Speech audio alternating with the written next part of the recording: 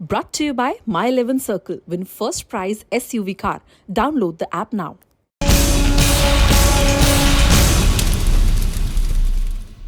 आज तक आप देख रहे हैं और यहाँ पर हम कुश्ती को बचाने की मुहिम में जुटे हैं, क्योंकि यहाँ पर तमाम पहलवान, और न केवल वो पहलवान जो कंपेटिटिवली अभी भारत की ओर से खेलने की सोच रहे हैं, बल्कि किसी भी स्तर के खिलाड़ी हो, कोई भी दूसरा खेल हो, फौज के लोग सब यहाँ पर पहुंच के इस लड़ाई को आगे बढ़ाने की कोशिश में जुटे। विदेशी सरजमी पर तिरंगे का मान बढ़ाने वाली धाकड़ छोरियों ने कुश्ती संघ के खिलाफ हल्ला बोल दिया है।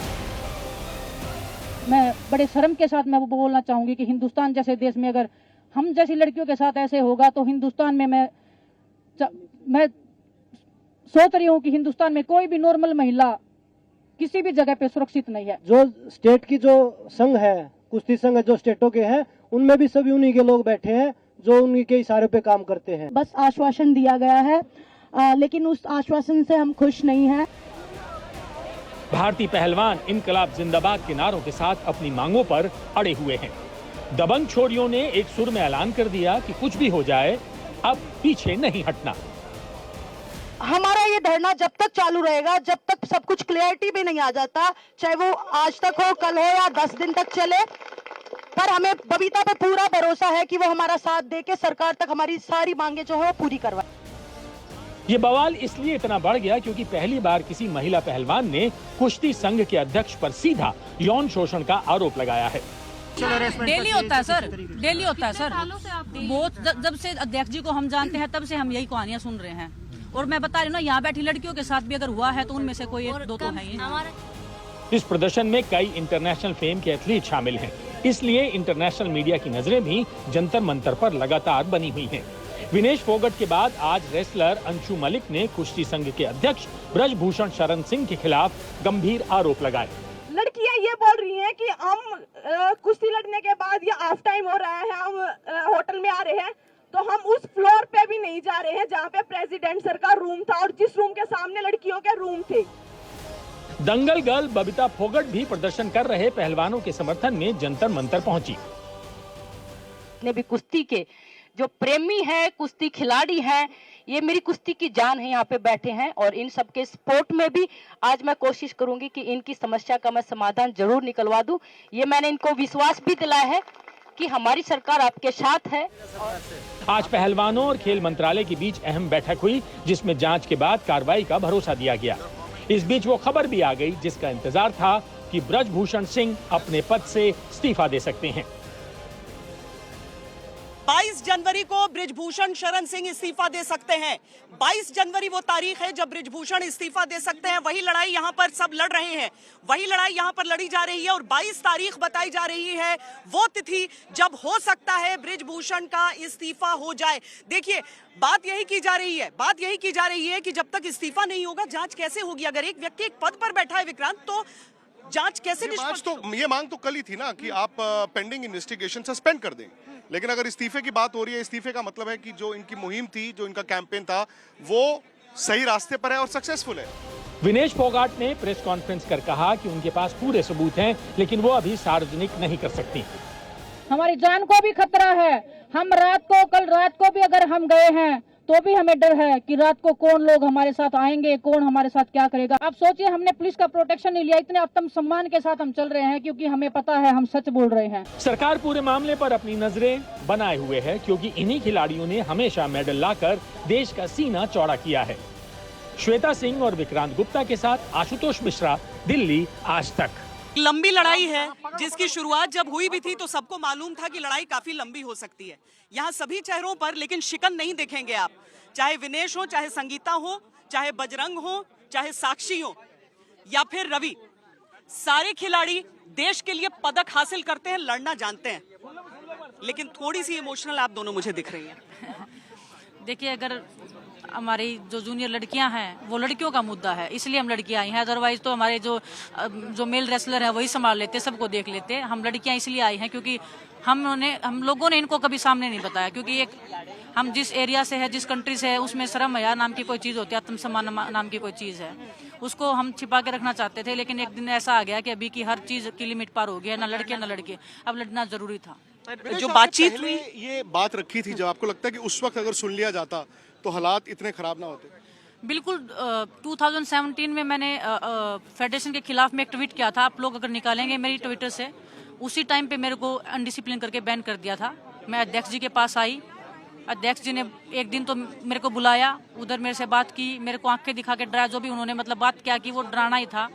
उन्होंने बोला कि हम कल फैसला करेंगे, कल आना। मैं कल फिर फेडरेशन में गई, सभी अधिकारी जितने भी थे उन्होंने बोला कि नेताजी के पैर पकड़ो, अदरवाइज तो आपका रेसलिंग का करियर खत्म है। मेरे को लिटरली उनके पैर पकड़ने पड़े थे। 2017 में मैं किस एज की थी आप देख लीजिए, आज से 5 साल पहले। जो प्राइम मतलब होता है, आज कोई बात हो पाई? अभी आश्वासन ही दिया गया है जिससे हम संतुष्ट नहीं हैं।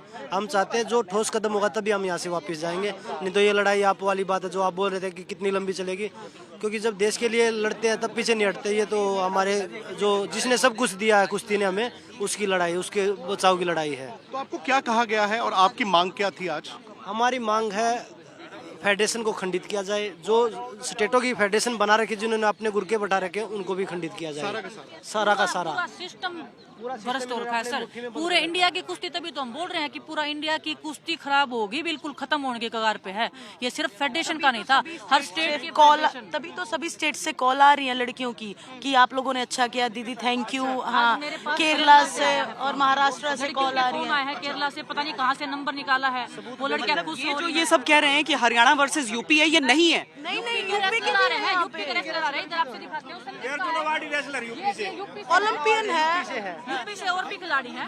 बच्चे हैं यूपी, कई बच्चे इनमें यूपी से हैं। रेसलिंग, महिलाओं की रेसलिंग यूपी से अगर खत्म हुई है तो अध्यक्ष जी के शोषण के कारण खत्म हुई है।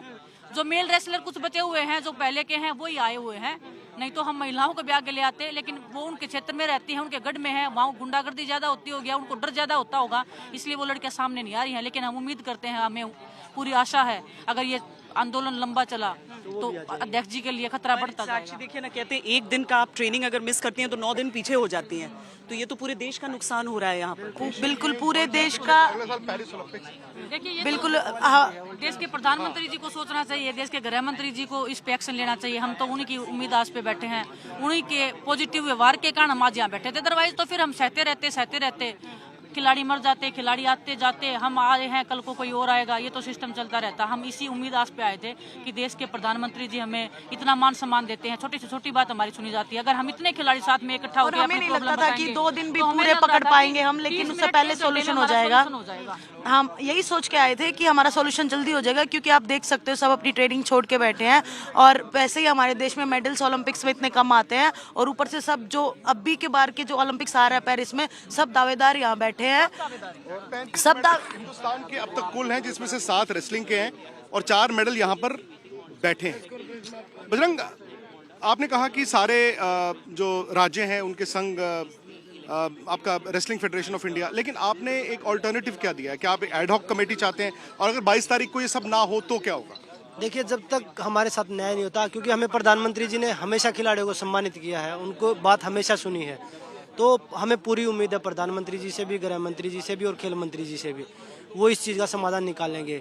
और अगर इसका समाधान आज हम कल ऐसा ठोस कदम उठाएंगे, कल हम FIR भी करवाएंगे उनके खिलाफ, क्योंकि हमारे पास सबूत हैं। हम चाहते हैं कि किसी का भी नाम सामने ना आए, इसलिए हम चाहते हैं जो एक दायरे में जो चीजें बंद हो गए करो। हम कोर्ट कचहरी के चक्कर काटने लग जाएंगे। जो चीज का हमें डर था कि रेसलिंग का कैरियर खत्म हो जाएगा, तो फिर वही कोर्ट कचहरी में तुम्हारा कैरियर खत्म हो जाएगा ना। इसीलिए हम माननीय सुप्रीम कोर्ट के लोगों को बुला लीजिए, प्रधानमंत्री जी बैठ जाएंगे, कोई तो ऐसा हो, लेकिन हम बड़े अधिकारियों से बात कर सकते हैं, क्योंकि कॉन्फिडेंशियल है, लड़कियों का मामला है, हम कोई भी रिस्क नहीं लेना चाहते। बात बताओ, हम भारत में खेल को इतना ऊंचा देखना चाहते हैं, तो हम ये सेंसिटिव मामले पे ही क्यों हटाए उनको? और क्या थोड़े स्पोर्ट्स के साथ उन्होंने प्रॉब्लम्स किया है? हम स्पॉन्सर नहीं करते, हमारे पास बजट नहीं आने देते, छोटे छोटे बच्चे अब गांव में ही रह के खत्म हो जा रहे हैं जो ओलंपिक्स तक का सपना देखते हैं।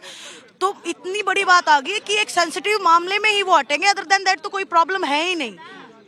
प्रॉब्लम्स तो बहुत सारी हैं, एक टॉपिक पे क्यों अड़ रहे हैं हम कि है वो तो इतना बिगेस्ट प्रॉब्लम है कि के बाद तो मतलब वही बात है कि उन्होंने कहा कि फांसी खा लूंगा, तो वो तो ठीक है, लेकिन और भी तो प्रॉब्लम्स हैं। मतलब हमें सिर्फ एक ही चीज पर अड़ा रहना पड़ेगा। आप सब सोच के तो देखो कि और कितनी चीजों पे उन्होंने घपला किया हुआ है। सेक्सुअल हरासमेंट की जो बात हो रही है, जो क्या आपने कोई प्रमाण दिए, कुछ सबूत दिया आज मीटिंग में, या आपने वक्त आने के लिए रोका हुआ? देखिए सर, ये प्रमाण और वो सब हमने अपने साथ रखे हुए हैं, क्योंकि वही मैं बता रही हूँ कि लड़कियों का मामला है। हमें लड़कियां जुड़ी हैं, नाम तो नहीं है, लेकिन क्या आंदोलन से जुड़ी हैं। 5 से 6 लड़कियां हमारे साथ आज आई हैं। कल 1 या 2 थी हमारे पास।